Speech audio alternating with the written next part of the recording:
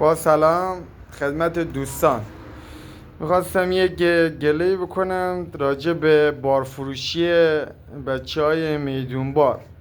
حالا یک باری ما خریدیم نارنگی، بعد روی بار رو اینطوری به این خوشگلی میچینن. بعد که حالا میای زیر بار رو نگاه میکنی، میبینی تمام بار یا این لکه‌های سیاه داره، یا زدگی داره زیر بار، یا مثلا سبزه. حالا این بار رو دیگه نمیشه به عنوان بار درجه یک بفروشی.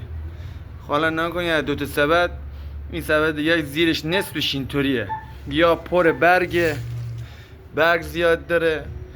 بعد با این قیمت گیرونی و این سبدش هم هست و این میوه هم که این غذایات داره، خداییش برای مغازه‌دار نه تنها سود نداره، ضرر هم داره.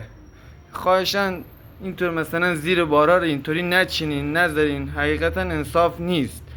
برای مغازه‌دار واقعا زوره، سنگینه. خب بیاد سود کنه، یک نون حلالی در بیاره، اینطوری بیشتر واسه ضرر داره. خیلی ممنونم، متشکرم.